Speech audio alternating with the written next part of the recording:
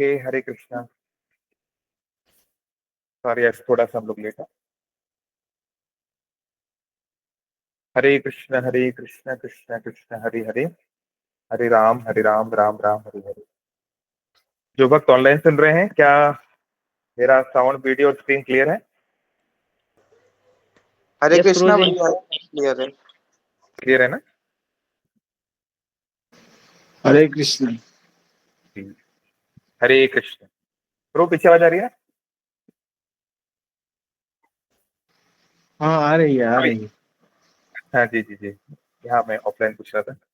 सभी का स्वागत है अंतर्राष्ट्रीय कृष्ण भावनामृत संघ इस्कॉन की ओर से आज के हमारे क्रीड़ा दही महोत्सव के स्पेशल प्रोग्राम में। तो मायापुर धाम से ज्यादा दूर नहीं, एक धाम है पानीहाटी धाम, गंगा किनारे, जहां पर आज से लगभग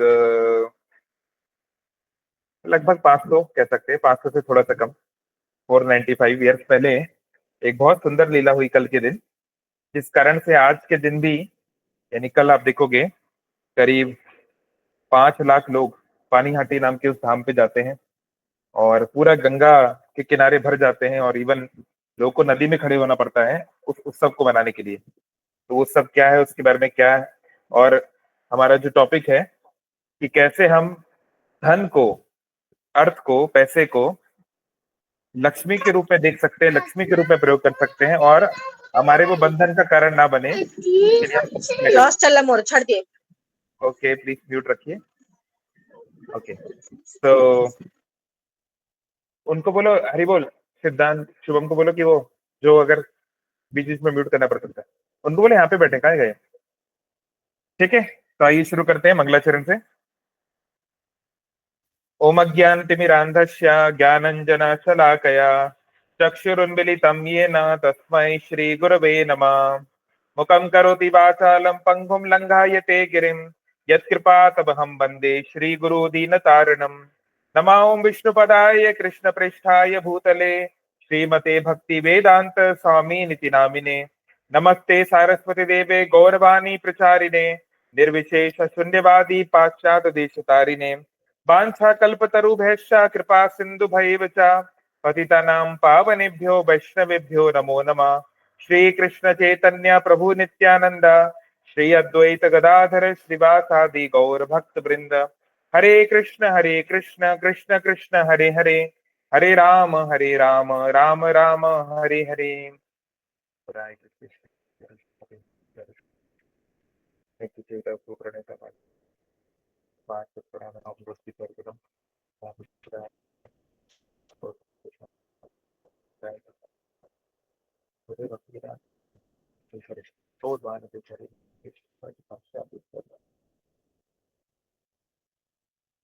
हरे कृष्ण। तो हम लोग सीखेंगे finance management, money management from the शास्त्रा। एग्जाम्पल हम लेंगे रघुनाथ दास गोस्वामी जी के जीवन का, है ना। तो ये हम पढ़ रहे हैं चैतन्य चरितामृत अंत लीला चैप्टर 6, और इसमें से हम इन शिक्षाओं को लेने का प्रयास करेंगे। और सबको बोल दो रामकरण आके बैठ जाए, क्लास स्टार्ट हो गई। ए माता बिहारे गौर लय भक्त गण रघुनाथ मिलय बे सुन भक्त गण। तो इस चैप्टर से, श्लोक से रघुनाथ दास गोस्वामी के बारे में चर्चा शुरू होती है ना, कि कैसे रघुनाथ दास गोस्वामी चैतन्य महाप्रभु से मिले, और एक गृहस्थ के लिए जो जॉब करते हैं, बिजनेस करते हैं, पैसे कमाते हैं, इनका जीवन बहुत ही एग्जेम्पलरी है, और इनके माध्यम से भगवान ने हमको बहुत कुछ सिखाया है। तो क्या सिखाया है? पूर्वे शांतिपुरे रघुनाथ यबे आइला महाप्रभु कृपा करी तारा सिखाइला। तो चैतन्य महाप्रभु ने साक्षात रघुनाथ दास गोस्वामी को सिखाया कि कैसे परिवार में रहते हुए भी हम शुद्ध भक्ति को प्राप्त कर सकते हैं, है ना। और वही हम लोग सीखने का प्रयास करेंगे। प्रभु और शिक्षा ते निज घरे आए मरकट वैराग्य छाड़ी है विषय प्राय। तो प्रभु ने, चैतन्य महाप्रभु ने उनको सिखाया कि कैसे निज घर पे रहकर अपने घर जाकर जो है वो अपने कार्य ऐसे करते रहें कि वो बंधन में भी ना पड़े और मरकट वैराग्य उनको ना दिखाना पड़े, है ना। ये कई बार हमने चर्चा किया है। मरकट वैराग्य मतलब, मरकट मतलब क्या होता है, ऑनलाइन को बताना चाहेगा? वैसे तो यहाँ पे लिखा हुआ है। अंकी। हाँ, मंकी। तो दिखने में कभी कभी लग सकता है कि जो बंदर है, मरकट है, वो बहुत बड़ा वैरागी है। दिखने में ऐसा लग सकता है, क्योंकि बंदर जो है वो जंगल में रहता है ना, और बैरागी लोग भी जंगल में रहते हैं। और बंदर जो है बहुत सरल कपड़े पहनता है या नहीं पहनता, तो बैरागी लोग भी ऐसे होते हैं, है ना। ज्यादा हाई फाई कपड़े नहीं पहनते बैरागी लोग, सिंपल कपड़े पहनते हैं। और बंदर जो है कंद मूल फल खाता है, नॉन वेज नहीं खाता, है ना, सात्विक आहार खाता है। तो बाहर से दृष्टि से कोई देख के बोलेगा अरे बंदर भी तो बैरागी ही है, उसका जीवन भी तो बैरागी ही है, लेकिन वो केवल बाहरी दिखावा है। बंदर जो है चंचलता का प्रतीक है ना। कोई बच्चा बहुत शैतानी करता है तो हम क्या बोलते हैं, ए बंदर बंदरिये की तरह मत नाचो, नहीं। एक बंदर जो है कभी शांत नहीं बैठ सकता, और उसकी बहुत सारी पत्नियां होती हैं, बहुत सारी बंदरियों से उसके संबंध होते हैं। तो केवल दिखने में वैरागी है, लेकिन है वो एक नंबर का विषयी, यानी संसार को भोगने में लगा रहता है। तो ऐसे ही कई बार संसार में हम देखते हैं कई लोग, या कई बार हमारे मन में भी ऐसा आता है, दुनिया को दिखाने का वैराग्य। दुनिया को हम ये बताना चाहते हैं कि हमें इससे कोई फर्क नहीं पड़ता, पर उस बात से हमें बहुत फर्क पड़ता है ना। और केवल रिलीजियस ही नहीं, जैसे कोई बोल दे, मान लो किसी दोस्त का बर्थडे पार्टी है और उसको नहीं बुलाया गया, बाकी सारे फ्रेंड्स को बुलाया गया, आपको नहीं बुलाया गया, तो आप बोल देते हो मुझे कोई फर्क नहीं पड़ता, लेकिन अंदर ही अंदर बहुत फर्क पड़ रहा है, राइट। तो अंदर है कुछ, दिखा कुछ रहे, राइट।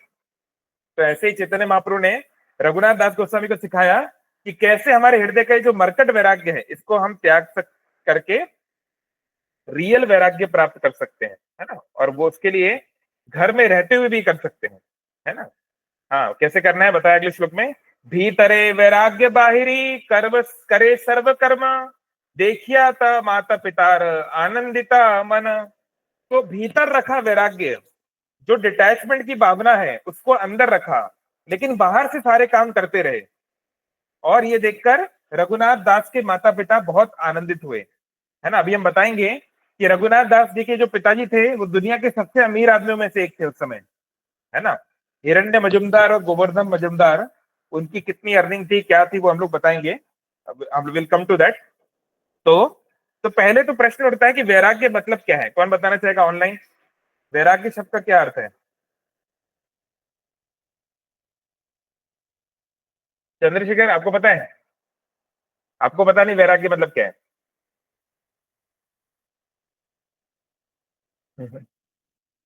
प्रभु जी, आप बताना चाहेंगे? हाँ, राग मतलब होता है अटैचमेंट, बंधन, है ना। अगर किसी चीज से हम बंध जाते हैं तो उसको राग बोलते हैं, है ना। इसलिए गीता में बोला गया है राग द्वेष, है ना, राग और द्वेष से ऊपर उठना चाहिए, राइट। तो किसी चीज से हम बंध जाते हैं, किसी चीज को अपना मान लेते हैं पर वो अपनी है नहीं, उसको राग बोलते हैं, अटैचमेंट बोलते हैं, बंधन बोलते हैं। और वैराग्य मतलब वो बंधन से मुक्त होना, फ्रीडम में होना, स्वतंत्र होना, है ना, खुले में उड़ना, उसको वैराग्य बोलते हैं। तो वैराग्य कोई कपड़ा नहीं है कि कोई लाल कपड़ा या भगवा रंग पहन लिया तो वैराग्य हो गया, या बाल मुंडवा लिए या दाढ़ी बढ़ा ली। वैराग्य बाहरी चीजों से नहीं है। वैराग्य मतलब है कि आप किसी चीज से बंधे नहीं हो, you are not attach to anything, है ना। तो ये गीता की शिक्षा है कि it is not that you should not have anything, but you should not be attach to anything. दोनों अलग बातें हैं। हमारे वैराग्य का ये अर्थ नहीं है कि हमारे पास कुछ ना हो, हम एकदम फकीर हो गए, एकदम बिल्कुल जो है जंगल में रहो, नहीं। हम किसी के द्वारा बंधे ना हो, कोई चीज है तो उसका सदुपयोग करना है, अगर वो नहीं है तो भी उसके बिना भी जीवन आगे बढ़ता है। ये मैच्योरिटी लाना, ये वैराग्य है। तो ये कैसे लाना है, चैतन्य महाप्रभु ने रघुनाथ दास को सिखाया, तो वो आज हम देखेंगे। तो कैसे क्या सिखाया? तो सबसे पहले मूव लिटिल फॉरवर्ड। तो रघुनाथ दास गोस्वामी के पहले हम थोड़ा सा बैकग्राउंड देख लेते हैं कि वो है क्या। तो ये हम बात कर रहे हैं 15 1525 के आसपास, यानी 500 साल बीत गए ऑलमोस्ट, है ना। तो उस समय की ये बात हम बता रहे हैं, है ना। तो चैतन्य महाप्रभु ने संन्यास कब लिया था, किस एज में, किसको पता है? चैतन्य महाप्रभु की एज क्या थी जब उन्होंने संन्यास लिया, किसको पता है? 22 साल। अच्छा, यहाँ कोई बोल रहा है 33, ऑनलाइन क्यों बोल रहा है 22, दोनों गलत है। Anything else?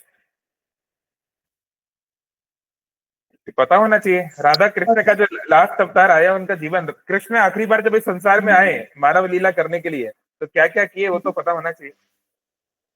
हाँ, स्मरणिका माता जी ने सही बताया, 24। चैतन्य महाप्रभु जब 24 साल के थे, उस उम्र में उन्होंने संन्यास लिया था, है ना। तो चैतन्य महाप्रभु का जन्म कब हुआ था अभय? चैतन्य महाप्रभु का बर्थ 1486।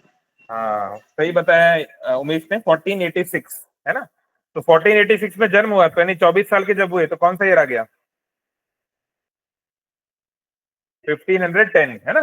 तो 1510 में चैतन्य महाप्रभु ने संन्यास लिया, यानी 515 साल बीत गए इस बात को, राइट। तो चैतन्य महाप्रभु संन्यास लेकर डायरेक्ट वृंदावन जाना चाहते थे, लेकिन नित्यानंद प्रभु, है ना, जो साक्षात बलराम है, उन्होंने उनको घुमा फिरा के मायापुर के पास एक स्थान है गंगा किनारे, शांतिपुर, वहां पर वो ले गए। तो शांतिपुर में पहली बार चैतन्य महाप्रभु की मुलाकात होती है रघुनाथ दास गोस्वामी से। तो ये रघुनाथ दास का जीवन हम क्यों जानना चाह रहे हैं? क्योंकि ये जो रघुनाथ दास गोस्वामी हैं, उन 6 गोस्वामियों में हैं रूप सनातन भट्ट रघुनाथ, श्री जीव गोपाल भट्ट दास रघुनाथ, जिन्होंने वृंदावन हमको दिया है। आज आप जो भी वृंदावन में देखते हैं, राधा कुंड, श्याम कुंड, है ना, ब्रह्म सरोवर, कालिया दहा, है ना, गोविंद जी, गोपीनाथ जी, ये सब कुछ भी नहीं था।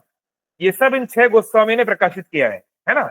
इसलिए राधा कुंड जब आप लोग जाते हैं, तो राधा कुंड के पास रघुनाथ दास गोस्वामी, जिनका आज हम चर्चा कर रहे हैं, उनकी समाधि वहीं पर है ना। वो अंतिम तक वहीं पे रहे और वहीं पर उन्होंने अपना दिव्य शरीर त्यागा, इस कारण से उनकी समाधि भी वहीं पर है। तो ये वो व्यक्ति है जिनके माध्यम से, कृपा से आज करोड़ों करोड़ों लोग वृंदावन जाते हैं, तो इसलिए उनके बारे में जानना जरूरी है।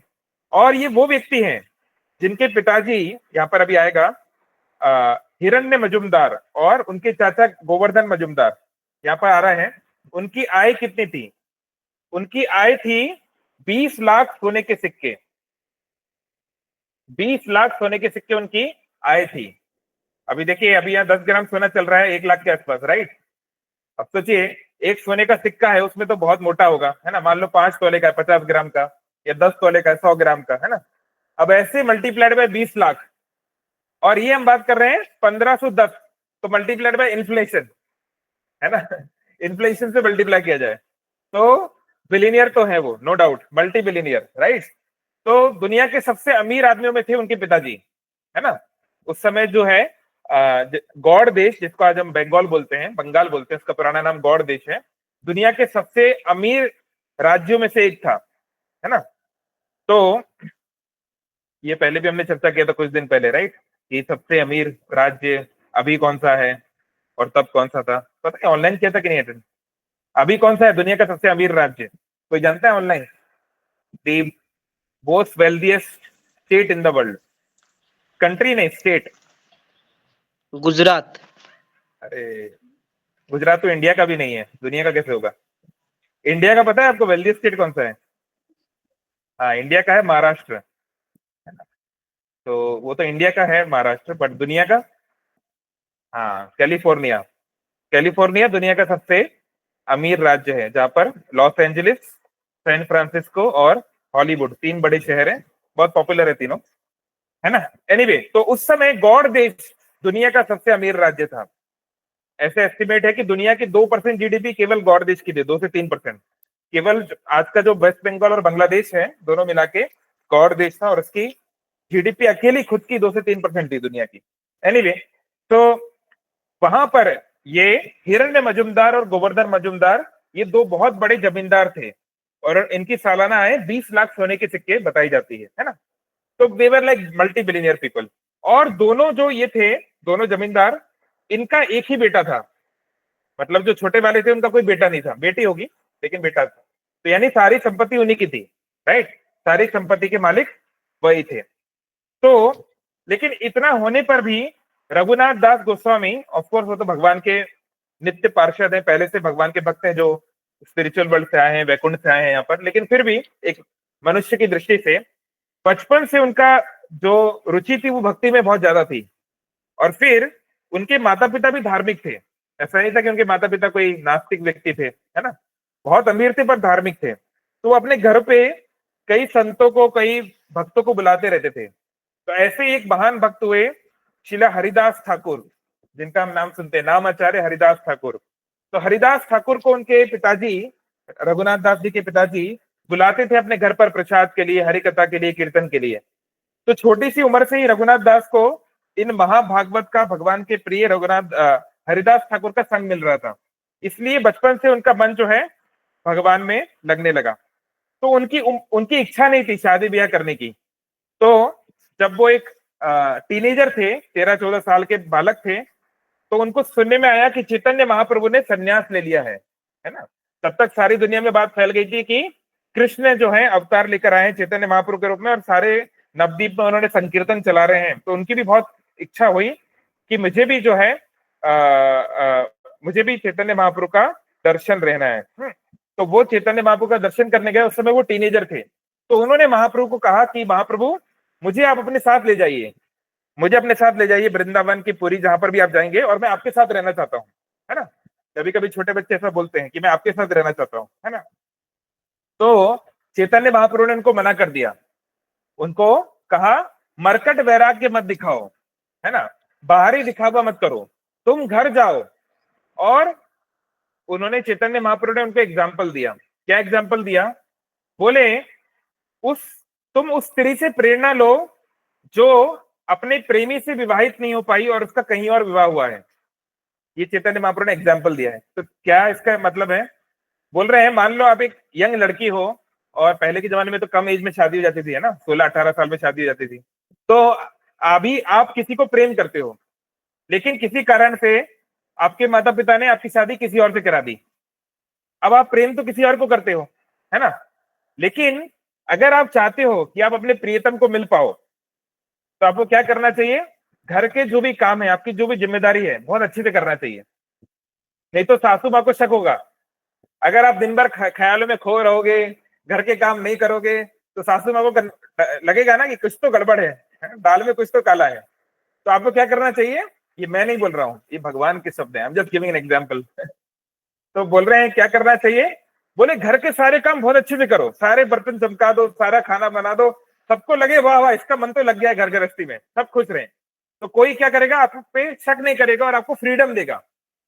आपको फ्रीडम देगा कि हाँ, ये तो घर में इसका मन लगा हुआ है, इसको कहीं जाना है तो जाने दो, इसको कुछ पैसा चाहिए तो दे दो, कोई बात नहीं। लेकिन आप दिन भर बर्तन मांज रहे हो, जो भी काम कर रहे हो, करते करते अपने प्रेमी को याद कर रहे हो। हाँ, मेरा प्रेमी यहाँ पर होगा, हम शाम को यहाँ मिलेंगे, उसने कल मुझे ये लेटर में दिया था। तो आप चिंतन कर रहे हो अपने प्रेमी का, पर काम कर रहे हो बाकी सबका। और जैसे ही मौका मिले रात में पहुंच जाओ प्रेमी के पास, है ना, और फिर मिलके थोड़ी देर फिर वापिस हो जाओ, फिर थोड़ा सा नाटक करो, फिर पहुंच जाओ। तो चैतन्य महाप्रभु ने एग्जाम्पल हमको दिया है। इसका मतलब नहीं कि हम लोग भी यही करें, इसका मतलब डीप समझिए। उसका मतलब है, हमारे प्रेमी है कौन? हम सबके अल्टीमेटली प्रेमी कौन है? हाँ, कृष्ण। मेरे पीछे बोलिए, जीवेर स्वरूप होय नित्य कृष्ण दास। हाँ, तो our foremost lover is lord Krishna. लेकिन अभी हम ऐसी सिचुएशन में पड़ गए हैं किसी प्रकार से कि we can not be with Krishna all the time. We have to do our job, our business, our studies, संसार की चीजें करनी पड़ेंगी हमें। हम इस प्रकार की स्थिति में हैं।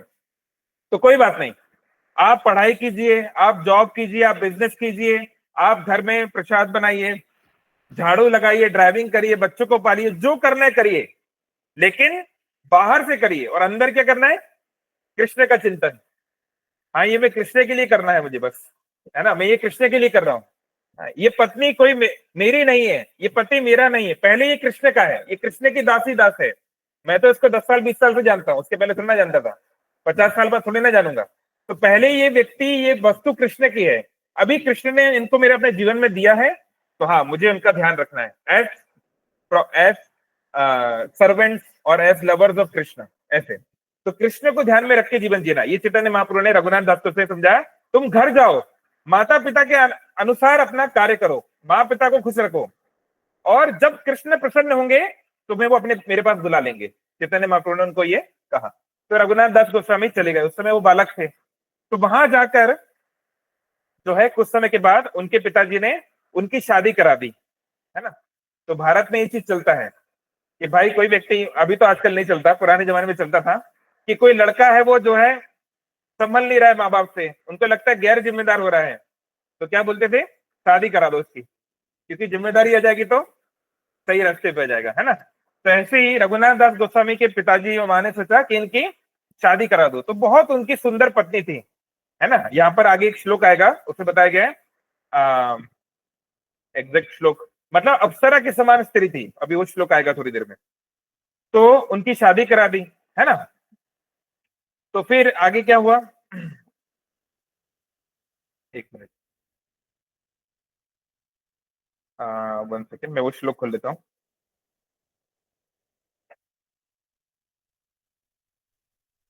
हाँ हाँ, इस श्लोक से। तो फिर हाँ 35वां श्लोक, फिर क्या हुआ, ए मात, अगर कोई श्लोक कम पड़ रही जगह तो इधर आ सकते हो, अगर जगह कम पड़ रही हो तो यहाँ पे भी आके बैठ सकते हो। आवाज आ रही है पीछे तक, आसिफ क्लियर है ना, स्पीकर की आवाज आ रही होगी। हाँ, तो बोल रहे हैं, ए मात रघुनाथेर वत्सर एक गेला, द्वितीय वत्सर पालायते मन कैला। तो 1 साल तक तो ये नाटक चल गया भाई, अब कब तक चलेगा ये रिलेशन। तो 1 साल तक तो रघुनाथ दास गोस्वामी रोज अपने ऑफिस जाते थे, जो भी उनका होगा, मुंशी वगैरह थे जो भी रिकॉर्ड, और पूरा घर के जो भी उनकी जिम्मेदारियां थी सब करते थे, है ना, पत्नी का भी ध्यान रखते थे, सब करते थे। तो 1 साल तक तो वो कर पाए, लेकिन अब उनका मन जो है वो विचलित होने लगा, अभी बड़ा उनको मुश्किल लगने लगा। रात्रि उठे एकला चलीला पलायन, दूर है पे पिता तार आईला धरिया। तो एक रात जो है अब उनसे रहा नहीं गया, है ना। तो वो रात को उनकी नींद टूटी और घर छोड़ के भाग गए। तो जब किसी ने नोटिस किया कि रघुनाथ अपने रूम में नहीं है, तो पिताजी तो बहुत बड़े जमींदार थे, जमींदार मतलब मिनी किंग की तरह होता है, जमींदार लोग के पास बहुत सारे सोल्जर वोल्जर रहते हैं। पुरानी मूवी देखी है ना ठाकुर वाकुर की, है ना, ठाकुरों की मूवी देखी होगी आपने पुराने जमाने की। तो वैसे तो उनके पास तो बहुत सारी सोल्जर रहते हैं, तो सैनिकों को भेजकर जो है वापस अपने बच्चे को उनके पिताजी वापस ले आए। बच्चा मतलब अभी तक थोड़ा जवान हो गए हैं, मतलब 18-20 साल के। ए मात्र बारे बारे पलाय धरी आने, तबे तार माता कहे तार पिता साने। तो बार बार ये होने लगा, हर कुछ महीने में रघुनाथ मौका देख के भाग जाते, है ना। इसमें अभी इतना डिटेल में नहीं है, पर चैतन्य भागवत और अन्य जगह पर है। तो फिर परमानेंट गार्ड रख दिए गए उनके साथ, कुछ परमानेंट आई थिंक 5 गार्ड रख दिए गए कि उनका काम है दिन रात रघुनाथ दास के साथ रहना है, कि भैया ये कहीं भाग ना जाए, भागे तो वापस लेके आना, है ना। तो बार बार वो इस प्रकार से भागने लगे, तो उनकी माँ परेशान हो गई, और उन परेशान होके रघुनाथ दास जी के पिताजी से बोलती हैं, क्या बोलती हैं, पुत्र बातुला हैला इहा रखाए बांधिया, तार पिता कहे तारा निर्विण्ण हैया। तो माँ ने बोला, पुत्र बातुल हैला, बातुल मतलब पगला गया है, हमारा बेटा पगला गया है। तो ये संसार का नियम है, कोई भक्ति करने लगे तो लोग बोलते पगला गया है ना। तो कोई जो है कुछ भी अनाप शनाप कार्य करे संसार के, तब नहीं पगलाता है, लेकिन अगर कोई भगवान की भक्ति में डीपली चला जाए तो लोग सोचते हैं पागल हो गया है ना। आज वही जिसको ये पागल कह रही है, उनके कारण वृंदावन धाम मैनिफेस्ट हुआ है, नहीं तो कोई जा भी नहीं पाता, किसी को पता नहीं चलता राधा कुंड श्याम कुंड का है। एनीवे, तो बोल रहे हैं कि हमारा पुत्र पागल हो गया है, इसको आप बांध के रखिए। अपने पति को बोलती है, इनको आप बांधिए, जंजीर में डोर में बांध के रखिए। तो उनके पिताजी गुस्सा हो गए, गुस्सा होके रिप्लाई करते हैं, अपनी पत्नी को बोलते हैं, क्या बोलते हैं, हाँ ये है वो श्लोक, बोलते हैं मेरे पीछे बोलिए, इंद्र सम ऐश्वर्य स्त्री अप्सरा सम, ए सब बांधिते नारी लेक यान मना। बोल रहे हैं इंद्र सम ऐश्वर्य, भाई हमारे बेटे का जो ऐश्वर्य है, धन संपत्ति है, वैभव है, इंद्र के समान है। अब टेक्निकली इंद्र तो नहीं हो सकता, लेकिन मनुष्यों में जितना हो सकता है ना। अभी इलॉन मस्क के पास $400 बिलियन है ना। अभी कई लोग के पास $400 भी नहीं है, राइट। तो बिलियन टाइम्स का अंतर है, राइट। तो ऐसे हम कह सकते हैं कि मनुष्य के हिसाब से इलॉन मस्क इंद्री लेवल पे आ गया, नहीं, he is like the leader of wealthy people. तो ऐसे ही एक मल्टी बिलियनियर व्यक्ति का बेटा है, उसके पास इतना पैसा है ना, खानदान का एकमात्र चिराग है, इतना पैसा उसके पास है, फिर स्त्री अप्सरा समा, और उसकी पत्नी भी ऐसे नहीं कि चलो ठीक है पैसा तो बहुत है लेकिन पत्नी जो है सुंदर नहीं है, या सुशील नहीं है, या ताने मारती है ना, ये कुछ और एलिमनी कर रही है, या ब्लू ड्रम खरीद के ले गई है, ऐसा कुछ नहीं है। स्त्री भी बहुत अच्छी है, लेकिन जब ये सारे बंधन उसको नहीं बांध पाए, तो तुमको क्या लगता है कि किसी रस्सी से वो बन जाएगा क्या? वो अपने पिताजी को बोलते हैं, पिताजी बोलते हैं अपने रघुनाथ की माँ को, है ना। तो देखिए यहाँ पर बहुत अच्छा बात बताई गई है। हमारे ये जो भौतिक संसार है, इसको बोला गया है मैथुन आगार। आगार मतलब जानते हैं? आगार नहीं, आई डोंट थिंक ये शब्द उड़िया में होगा, हिंदी में भी नहीं है। मैन हिंदी में है, हिंदी में है, क्योंकि कहीं तो मैंने आगार सुना है। हाँ, तो किसी को पता है? हाँ, आगार मतलब होता है प्रिजन हाउस, है ना, कैद खाना। तो और मैथुन मतलब सेक्स लाइफ, है ना। तो जो प्रकार के सेंस ग्रेटिफिकेशन हम चाहते हैं, देखिए इस संसार में हर कोई चाहता है खाओ पियो ऐश करो खुश रहो। तो खुश रहने का तरीका क्या है? बढ़िया खाओ, बढ़िया सुनो, बढ़िया देखो, है ना, बढ़िया घूमो, यही तो साधारण इंद्रियों को एंजॉय करो। और सभी इंद्रियों में सबसे ज्यादा प्रबल है ना, the desire for sense, the greatest forms of sense gratification is sex life, है ना। अपोजिट जेंडर के प्रति जो आकर्षण है, उसको एंजॉय करने की जो टेंडेंसी है, वो सबसे हैवी है। उसके सामने बाकी चीजें कम पड़ जाती हैं, है ना। हम देख सकते हैं संसार में कि बहुत सारे लोग जो है किसी सुंदर लड़की या लड़के को पाने के लिए क्या क्या नहीं करते, है ना। तेरे नाम पिक्चर देखी ना, तेरे नाम, या रोमियो जूलियट अगर आपने पढ़ा हो, आदमी क्या क्या नहीं करता, सच में दुनिया हिला देता है ना। तो ये संसार का सबसे ज्यादा ग्रेस्पिंग, सबसे ज्यादा कठोर बंधन है। तो हमारे संसार को बोला गया है मैथुन आगार, प्रिजन हाउस ऑफ सेक्स। इसका मतलब क्या है? देखिए दुनिया में ऐसी कोई जेल नहीं हुई जिसको कोई ना कोई तोड़ ना पाया हो। किस किस लोगों ने शॉशैंक रिडेम्पशन देखी है मूवी? किसी ने देखी? अरे यार, IMDb पे अभी तक भी नंबर 1 मूवी है वो, हाईएस्ट रेटिंग्स एवर, 9.4।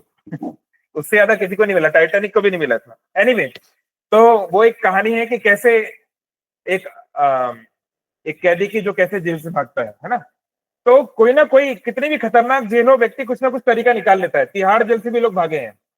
लेकिन सोचो कि ऐसी जेल हो जहां पर कोई दीवार ना हो, चारों तरफ से खुली है, लेकिन कोई बाहर नहीं जाना चाहता। तो आप सोचोगे अरे ऐसा कैसे हो सकता है, ये तो संभव नहीं है। लेकिन ये संभव है। हम लोग की यही स्थिति है। हम लोग को जो है किसी चीज ने फिजिकली नहीं बांधा है, हम लोग फिजिकली फ्री हैं, लेकिन हमारा मन बंधा हुआ है। और मन ऐसा फंसा हुआ है, ऐसा फंसा हुआ है कि भगवान भी अगर आ जाए तो हम जाने को तैयार नहीं होंगे।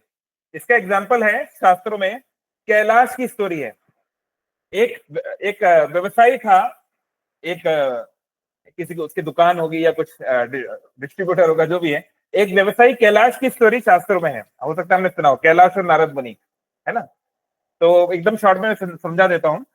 तो एक बार नारद मुनि भगवान नारायण से वैकुंठ में मिलने गए, और उन्होंने नारायण भगवान को कहा, प्रभु आपकी भक्ति करना हर किसी के बस की बात नहीं है। लोग इतना पतित हैं, इतने माया में है कि वो नहीं कर पाते हैं। तो आप ऐसा कीजिए, आप बिना किसी भक्ति के ही लोग को अपने धाम बुला लीजिए। यहाँ रहेंगे बढ़िया, ना बीमार होंगे, ना बूढ़े होंगे, इटर्नल लाइफ आपके साथ में रहेंगे, मस्ती में रहेंगे, मजे में रहेंगे। आप ही के बच्चे पुराने सब कर्म भूल जाइए, आप उनको यहाँ ले आइए अपने पास, है ना, वैकुंठ धाम की, गोलोक धाम। तो भगवान नारायण ने कहा मैं तो यही चाहता हूं, लेकिन मैं किसी के साथ जबरदस्ती नहीं कर सकता। तो नारद बोले जबरदस्ती क्या करना है, आप बोलोगे तो सब आ जाएंगे यहाँ। तो जैसे मान लो इंडिया में एक स्कीम निकल जाए, free visa to America, America जाना फ्री और ट्रेन की टिकट भी फ्री, आई मीन प्लेन की टिकट फ्री तो बहुत लोग चले जाएंगे, राइट? कई करोड़ों लोग तो इंटरेस्टेड होंगे, हाँ चलो चलो चलो, राइट? तो वो वैकुंठ धाम कोई क्यों नहीं जाना चाहेगा? तो भगवान विष्णु नारायण ने कहा कि नहीं नहीं, वो लोग आना ही नहीं चाहते, उनकी इच्छा ही नहीं है, और मैं किसी की स्वतंत्रता का हनन नहीं करता हूँ, उसमें मैं बीच में नहीं आता हूँ, फ्री विल को मैं नहीं तोड़ता, है ना? गीता में कई जगह भगवान ने बोला है बात को, है ना? तो नारद मुनि ने कहा नहीं नहीं, ऐसा कैसे हो सकता है? अगर उनको पता चल गया आपके बारे में तो लोग आएंगे ही। बोले ठीक है, तुम जाके अभी पृथ्वी लोक पर जाओ, जो पहला व्यक्ति मिले उसको कन्विंस करके लाओ, बिना किसी भक्ति किए मैं उसको वैकुंठ में बुला लूंगा। बोले ठीक है, ये तो बड़ा आसान काम है। नारद मुनि बड़े खुशी से आए, पृथ्वी पर आए, और उनको ये व्यवसायी मिला, ये दुकानदार जिसका नाम था कैलाश। तो वो अपने घर जा रहा था, काम वाम खत्म करके घर की ओर जा रहा था। तो नारद मुनि इसके सामने प्रकट हो गए। कैलाश बड़ा प्रसन्न हो गया, नारद मुनि प्रणाम किया, प्रार्थना की। तो नारद मुनि ने कहा मेरे लिए, मैं तुम्हारे लिए बहुत अच्छी गुड न्यूज लाया हूँ। बोले कहिए क्या गुड न्यूज है? बोले अभी मैं वैकुंठ से आ रहा हूँ, तो भगवान ने मुझे कहा है जो पहला व्यक्ति मिलेगा उसको डायरेक्ट वैकुंठ को जा सकता है मेरे साथ। तो चलो बढ़िया, भगवान के पास रहना, कोई बीमारी नहीं, बुढ़ापा नहीं, इटर्नल लाइफ, मजे करना आराम से।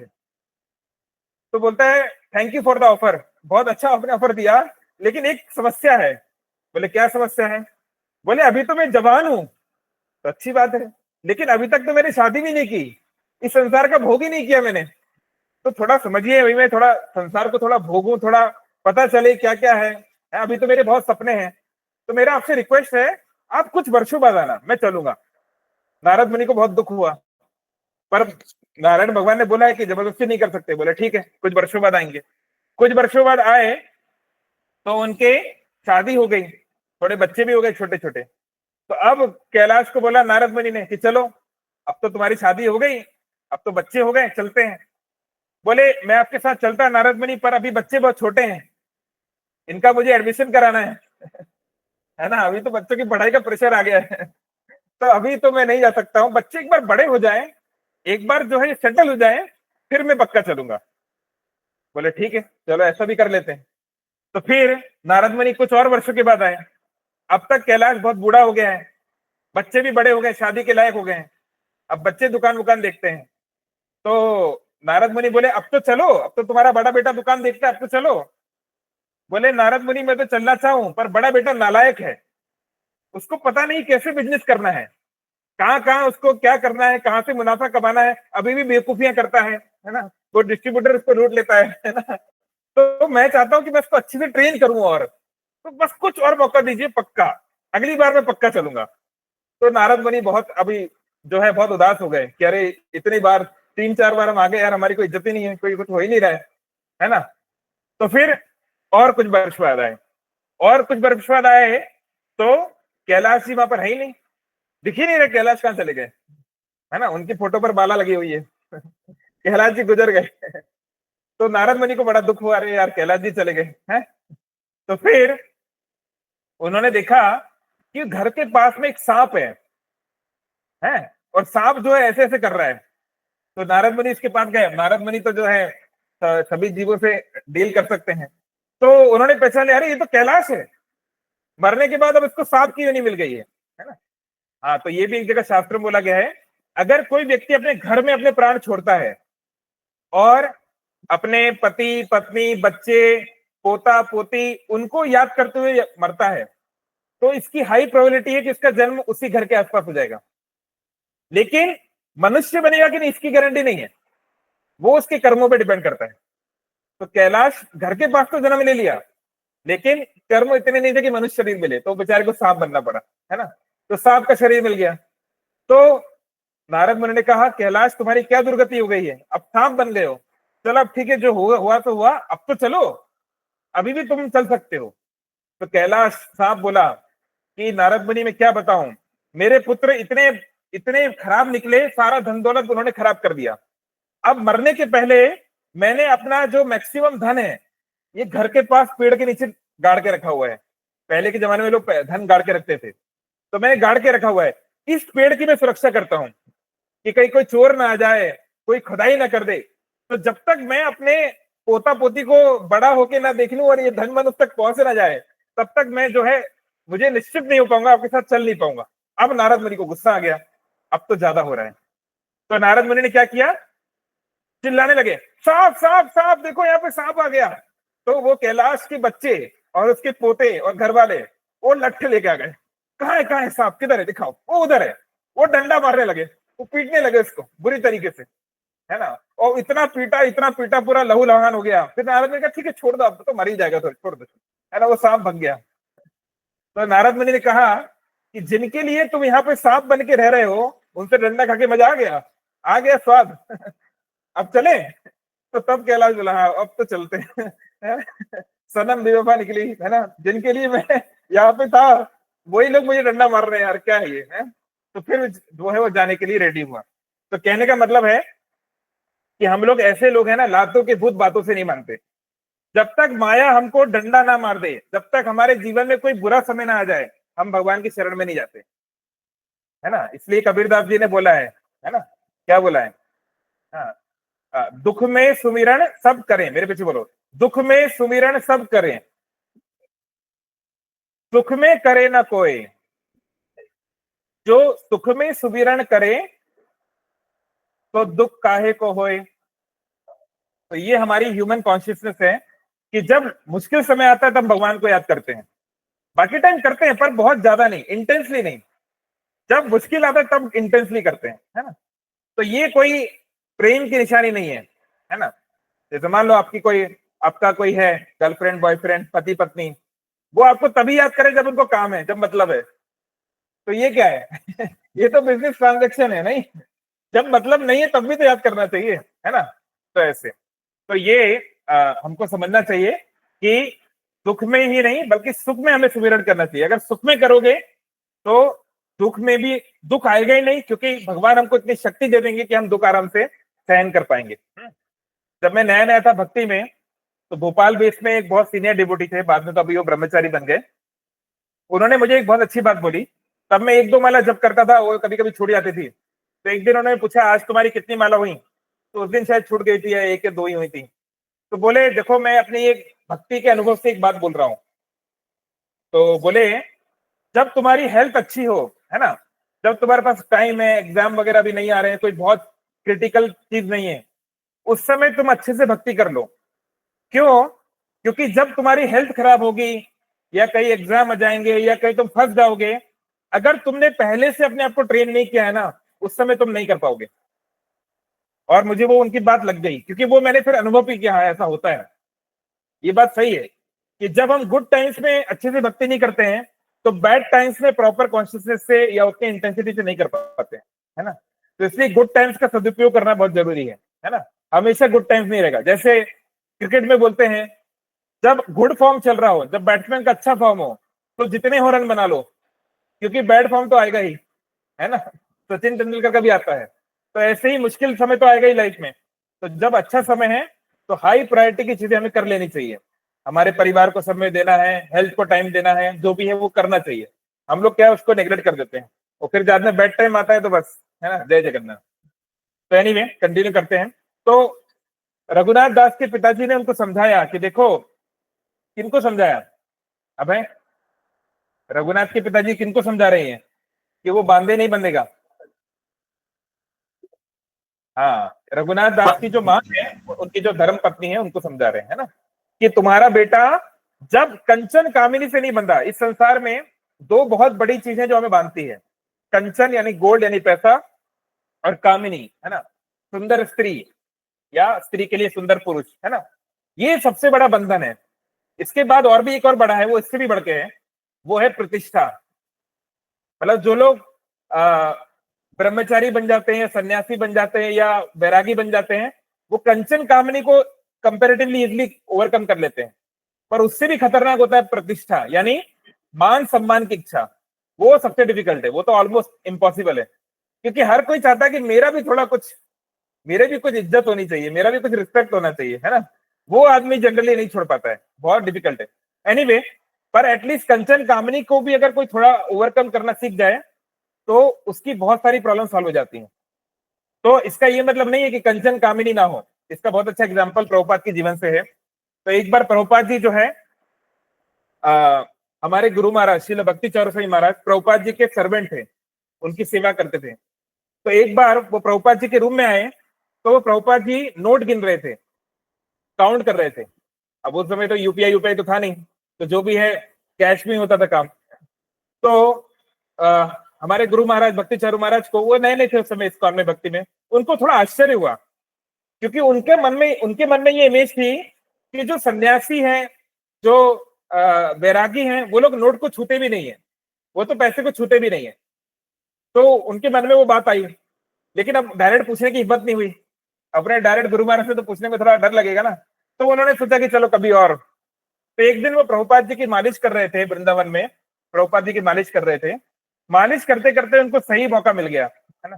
तो मौका, जब कोई व्यक्ति अच्छे मूड में हो तो अपन कुछ पूछ सकते हैं ना, कुछ जानकारी निकलवा सकते हैं। तो उन्होंने पूछा, प्रभुपाद मैंने उस दिन देखा कि आप नोट गिन रहे थे, तो मेरे मन में ऐसा था कि शायद जो सन्यासी लोग हैं वो तो नोट को छूते भी नहीं है ना। तो प्रभुपाद जी बोलने लगे कि एक बार जो मेरे विदेशी शिष्य हैं वो एक फोटो लेकर आए।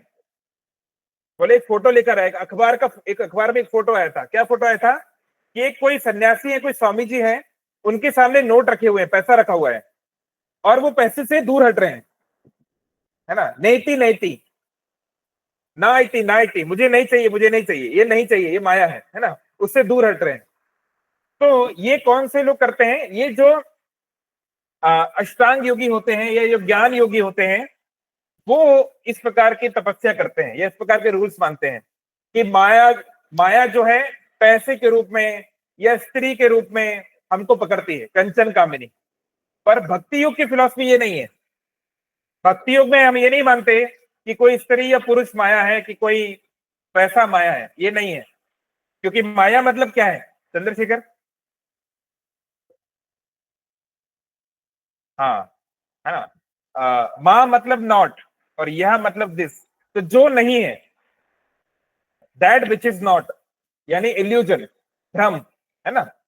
तो पैसा असली रहते हैं, पैसा कोई भ्रम नहीं है, यहाँ पे रियल में पैसा होता है ना। लेकिन ये सोचना, माया क्या चीज है, ये सोचना कि पैसा कमा लेने से या कोई स्त्री या पुरुष को पा लेने से मुझे शाश्वत आनंद मिल जाएगा, मेरी लाइफ सेट हो जाएगी, मुझे हैप्पीनेस मिल जाएगी, ये सोचना, ये चेतना माया है ना। अभी इलॉन मस्क को देख लो, कल से लड़ रहा है वो डोनाल्ड ट्रम्प के साथ। अभी कुछ भी हो सकता है उसके साथ है ना। ट्रम्प से लड़ाई करने के लिए बहुत जिगरा चाहिए, नहीं? तो कहने का तात्पर्य है, हम देखते हैं सेकंड थर्ड रिचेस्ट आदमी जो है जेफ बेजोस, बेचारे का डिवोर्स हो गया, बिल गेट्स का डिवोर्स हो गया, है ना। माइकल जैक्सन का प्रैक्टिकली सुसाइड हो गया, इतना सब कुछ होने के बाद भी, ओवरडोज ऑफ ड्रग्स, है ना। तो इतना बिलियंस ऑफ डॉलर कमा लिए, फिर भी फुल शांति नहीं आ सकती, है ना। तो हाँ, पैसा बहुत जरूरी है, लाइफ का बहुत इंपॉर्टेंट एस्पेक्ट है। और जो 4 पुरुषार्थ हैं, आपको पता है ऐसे 4 पुरुषार्थ क्या होते हैं? हाँ, पहला होता है, पहले मेरे पीछे बोलो, पहला है धर्म, दूसरा अर्थ, तीसरा काम, चौथा मोक्ष। तो सामान्य रूप से क्या है कि संसार में व्यक्ति चाहता है कि मैं आनंद में रहूं, मैं मजे करूं, मस्ती करूं, लाइफ में एंजॉयमेंट करूं। तो शास्त्री बोलते हैं आप एंजॉयमेंट करो, पर धर्म के अनुसार करो। आपको अच्छा अच्छा खाना है, खाओ, भगवान को भोग ला के खा लो। आपको कोई सुंदर लड़की या लड़के से शादी करनी है या उनको एंजॉय करना है, तो विवाह के अंदर करो, है ना। आपको कहीं पर जो है आप चाहते हो मेरा बहुत मान सम्मान हो, ये हो वो हो, कोई बात नहीं, आप परोपकार के कार्य कर दो, आप प्रसाद वितरण करा दो, आप गौशाला में सेवा करा दो, आप कुएं खुदवा दो, उससे मान सम्मान कर लो। मतलब धर्म के अंदर होते हुए भी आपकी मटेरियल डिजायर्स के लिए स्कोप रखा गया है, क्योंकि हम में सब में प्राय मटेरियल डिजायर है।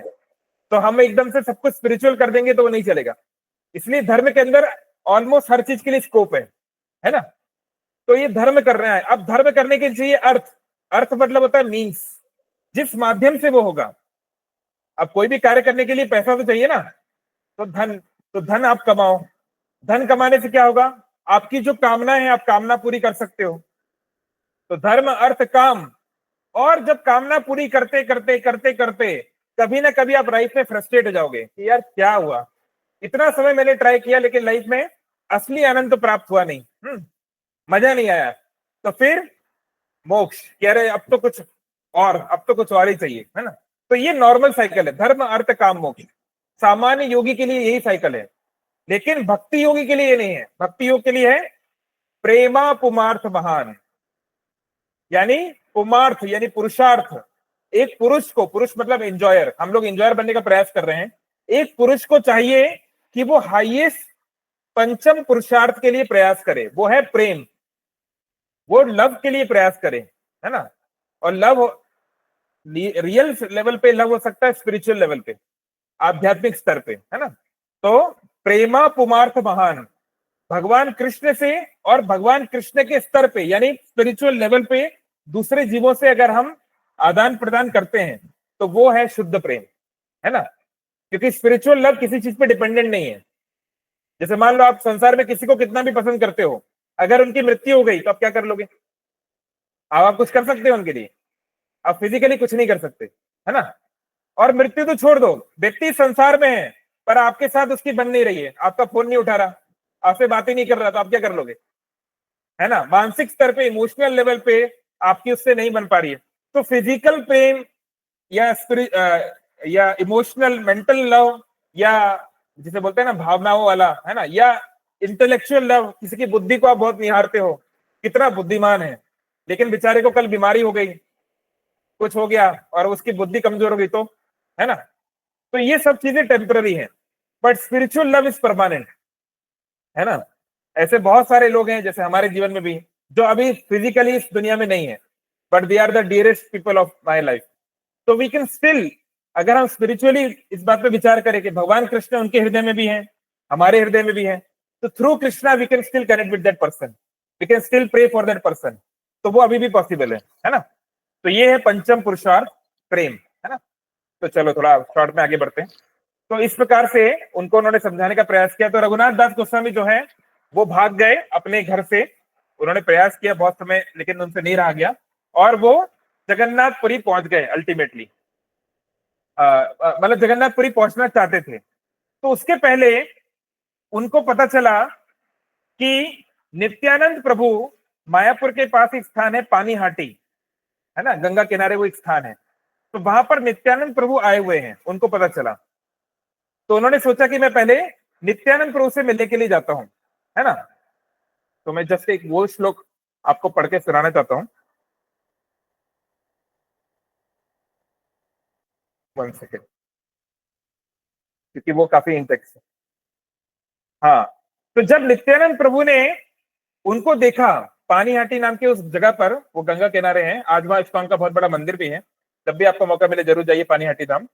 कल वहां पर लाखों लोग इकट्ठा होंगे, 5 से 10 लाख लोग, क्योंकि आज हम जो चर्चा कर रहे हैं जो घटना वो कल के दिन हुई थी, है ना।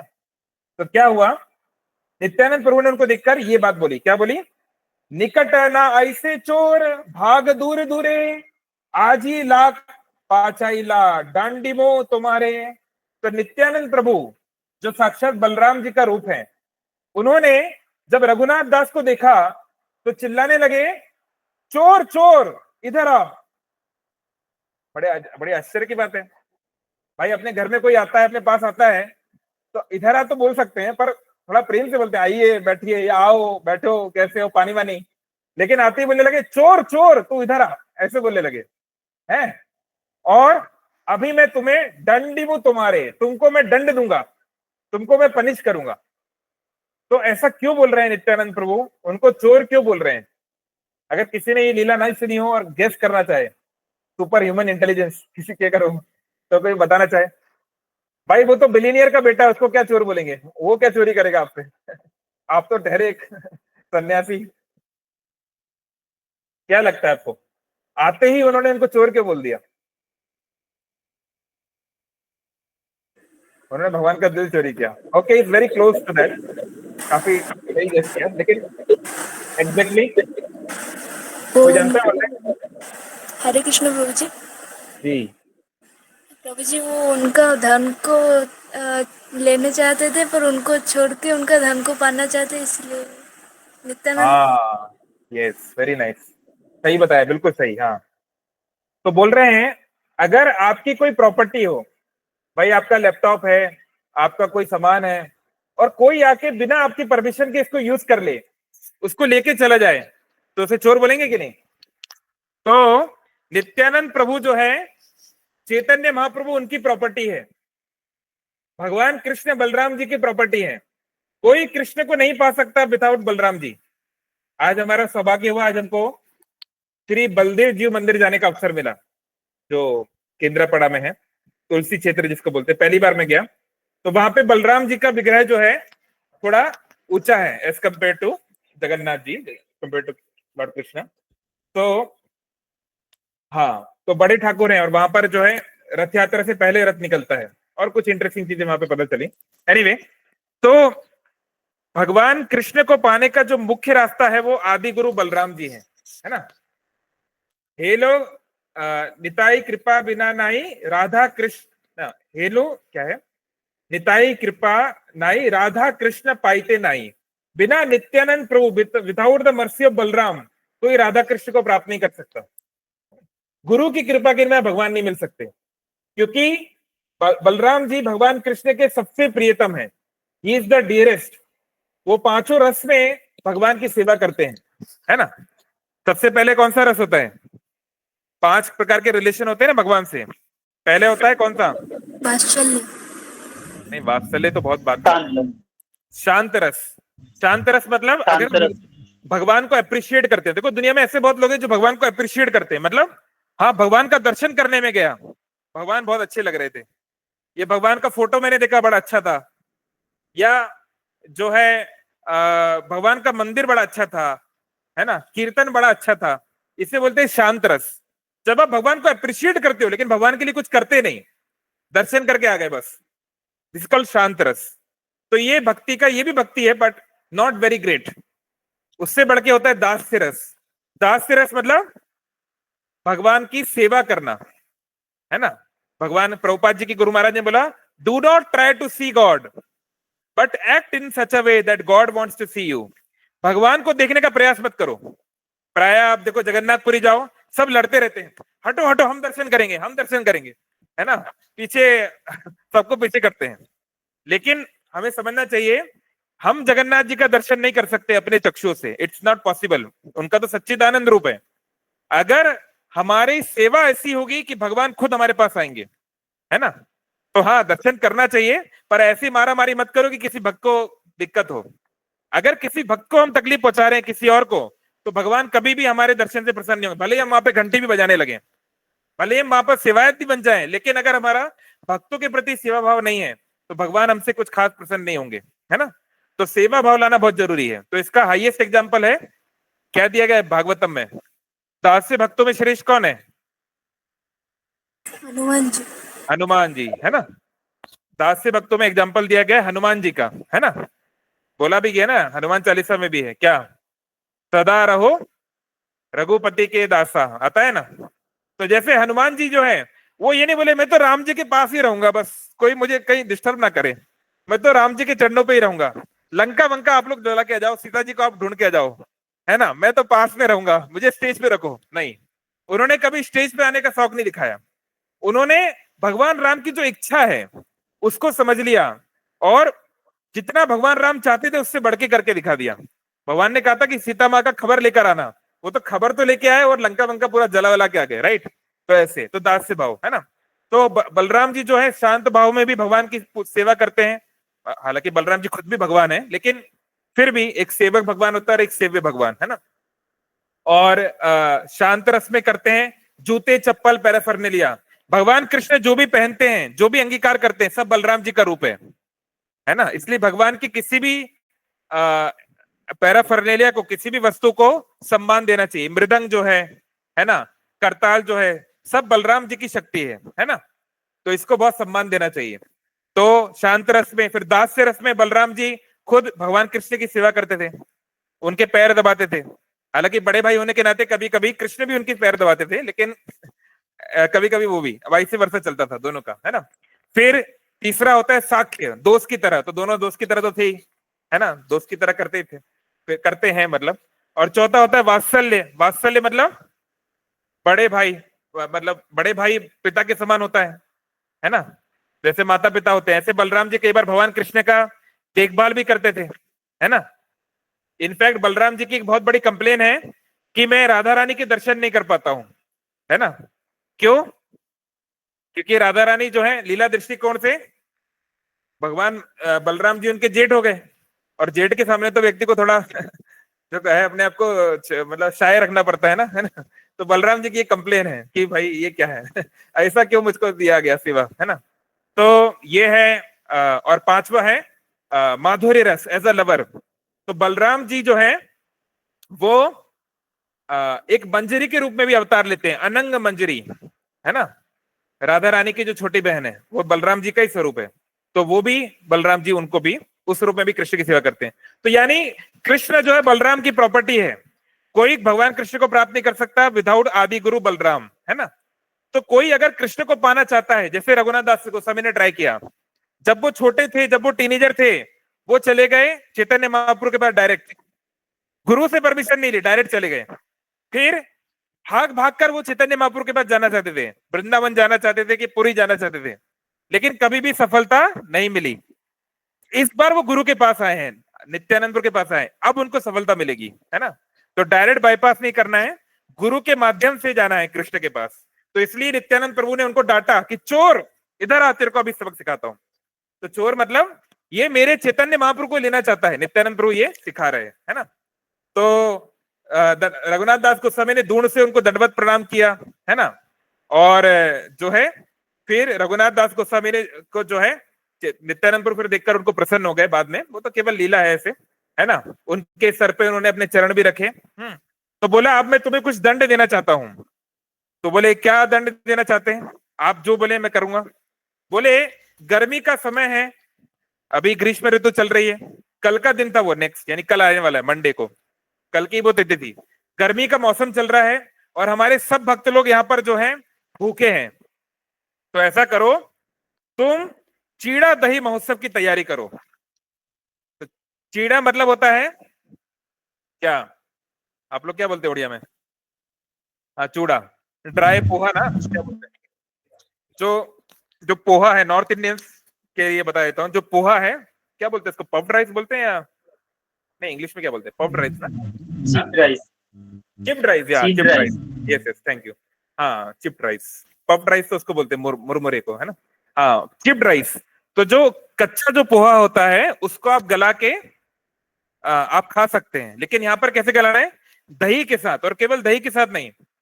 अब रघुनाथ दास गोस्वामी तो मल्टी बिलियनियर आदमी, उनके पास तो बहुत पैसा है, तो उन्होंने उसमें फिर अपना धन लगाया। क्या धन लगाया, यहाँ पर आएगा कि उन्होंने क्या क्या चीजें उन्होंने मंगवाने की, हमारे पास समय कम है तो we can not go in very much details, लेकिन उन्होंने कितने हजार किलो आम मंगाए, कितने हजार किलो, यहाँ पे हाँ ये यहाँ से आया, किधर गया, हाँ क्या क्या मंगाया, दही, दूध, केला, मैंगो और स्वीट मीट, शायद शकरकंद होगा, शकरकंद को बोलते हैं क्या स्वीट मीट, हाँ स्वीट मीट यानी शकरकंद वगैरह होगा कुछ, और भी बहुत सारी चीज मंगाई। कहाँ पे गया नीचे, एक स्पेशल टाइप का बनाना मंगाया, चांप काला, और क्या क्या बहुत सारी चीजें, मतलब कल आप देखेंगे मैं फोटो डालूंगा, इस्कॉन में तो बहुत वैरायटी बनती, मतलब बहुत सारी चीजें मिक्स करके चीड़ा दही बनाया जाता है, बहुत सुंदर लगता है, बहुत टेस्टी लगता है ना।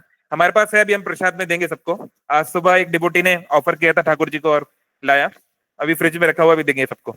सो ये उन्होंने बहुत सारे बर्तन में जो है हजारों लोग के लिए उन्हें व्यवस्था की, और सारे गांव के लोगों को सेवा में लगा दिया, आपको ये करना है, आपको ये करना है। ब्राह्मणों को बोला आपको ये काटना है, ये भोग लगाना है ना। ये सारा इस पे डिटेल में, समय कम है, हम लोग इतना डिटेल में नहीं जा रहे हैं, है ना। अलग अलग सारे काम बांटे गए हैं, और अपने घर में अपने गांव में मैसेज भिजवा दिया कि इतना इतना धनराशि लेकर आओ, घर से पैसा भिजवाया, पैसा लेकर आओ है ना, पिताजी से। पिताजी तो उनके बड़े वैसे इस चीजों में बहुत इंटरेस्टेड थे, सेवा पूजा करने में, बस वो चाहते थे उनका बेटा शादी करके रहे, बस उनको इस सब में प्रॉब्लम नहीं था।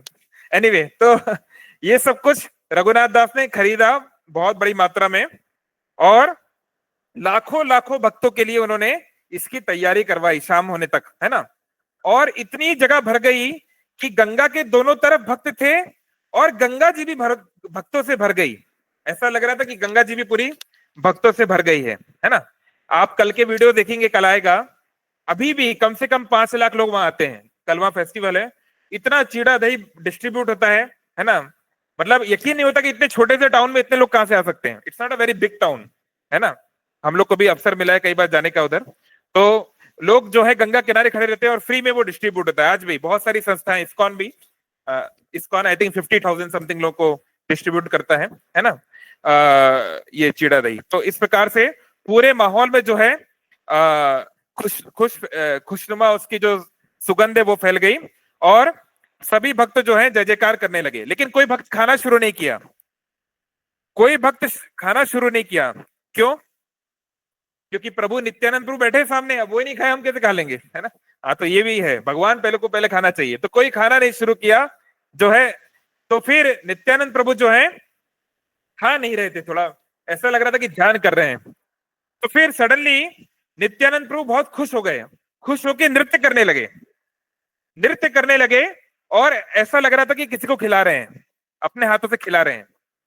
और फिर वो भी खाने लगे। तो फिर जो कुछ खास भक्त थे, जो भगवान के एकदम शुद्ध भक्त थे, उन्होंने देखा कि चैतन्य महाप्रभु जगन्नाथपुरी से वहां पर प्रकट हो गए हैं, है ना। चैतन्य महाप्रभु प्रकट हो गए हैं और वो नित्यानंद प्रभु के साथ बैठ के खा रहे। इसलिए नित्यानंद प्रभु नहीं खा रहे थे, वो चैतन्य महाप्रभु का वेट कर रहे थे। और चैतन्य महाप्रभु के आने के बाद पहले नित्यानंद प्रभु ने चैतन्य महाप्रभु को खिलाया, तत्पश्चात चैतन्य महाप्रभु ने नित्यानंद प्रभु खिलाया। दोनों भाई एक दूसरे को खिलाए और तत्पश्चात दोनों नृत्य करने लगे। और फिर सारे भक्तों ने हरि बोल की ध्वनि हुई और फिर सारे भक्तों ने जो है प्रसाद पाना शुरू किया।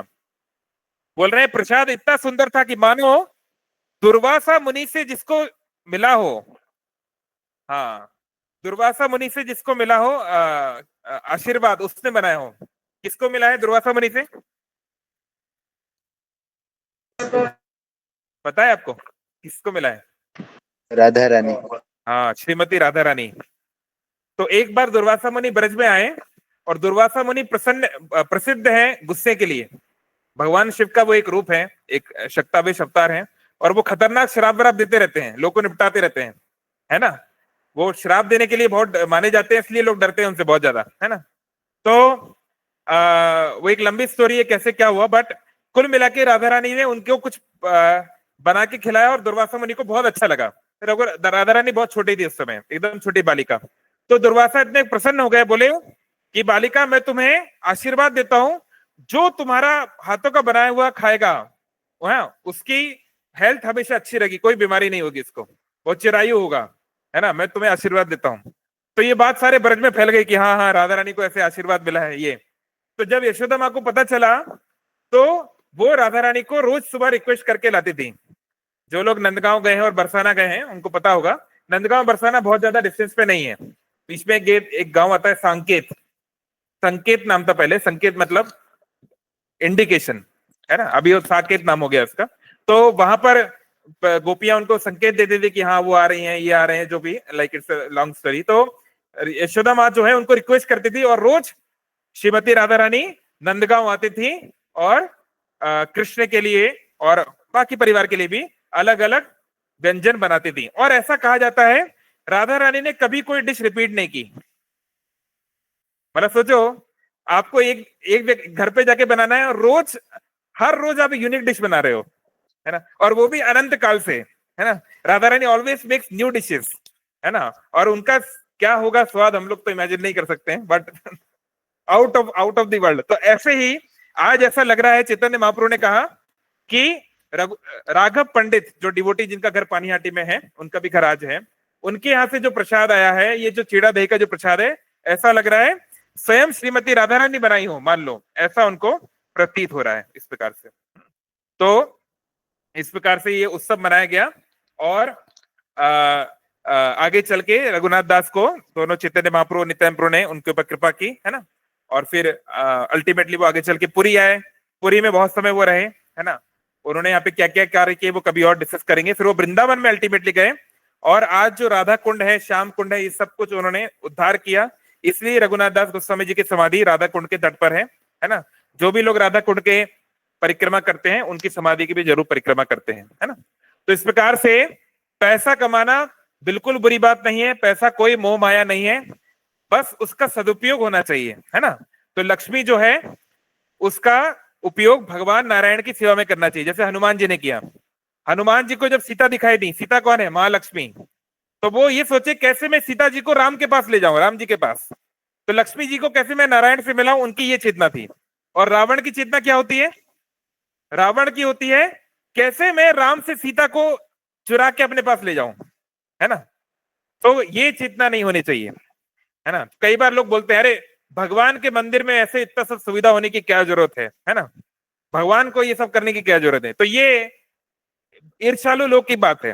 अरे क्यों नहीं, वो जगत के नाथ है, उनके लिए तो अच्छा सुविधा होना ही चाहिए, बढ़िया फर्स्ट क्लास जो हम कर सकते हैं, जितना जितना संभव है ऑफकोर्स यथाउचित अच्छा सुविधा हमको भगवान के लिए करनी चाहिए, है ना। ये नहीं कि भाई अरे वो तो पत्थर है, वो तो लकड़ी है, वो तो ये है। तो इस प्रकार की जो सोच है ये रावण की तरह सोच है। भगवान के लिए फर्स्ट क्लास होना चाहिए।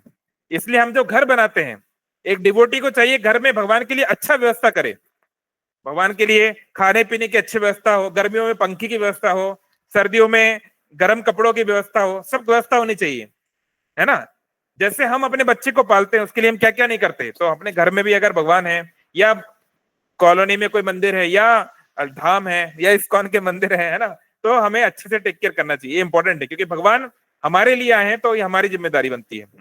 और जो है भगवान की सेवा में हमें अपने जो भी हमारे पास धन है उसकी एक कुछ भाग तो भगवान की सेवा में उचित प्रयोग करना ही चाहिए, ताकि हम भी हनुमान जी की कॉन्शियसनेस में आ पाए, जो कुछ हमको मिला है भगवान से मिला है। तो ये रघुनाथ दास गोस्वामी के जीवन से हमें बहुत अच्छा मिलता है कि इतने मल्टी बिलियनियर होकर भी खुद की कोई आसक्ति नहीं थी, फिर भी शुरू में माँ बाप की प्रसन्नता के लिए चैतन्य महाप्रभु के आदेश के अनुसार उन्होंने अपना बिजनेस वगैरह किया, जो जो कार्य था किया, और आगे चल के जो भी उनके पास धन था उससे वैष्णवों के लिए इतनी बड़ी सेवा की कि आज 515 साल बीत गए हैं, तब भी हर साल लाखों लाखों लोग आकर वहां पर जो है प्रसाद पा रहे हैं। ठीक है, चलिए बहुत बहुत धन्यवाद। हरे कृष्णा। किसी का कोई प्रश्न है या कोई क्वेश्चन? अच्छा वो पूछ लो कि प्रसाद रेडी है, शिवम को पूछो। और मृदंग आगे बोलो, कहाँ है, दोनों फोन नहीं उठा रहे। चलिए पूछो। हाँ, anyone online, any other questions और कमेंट्स?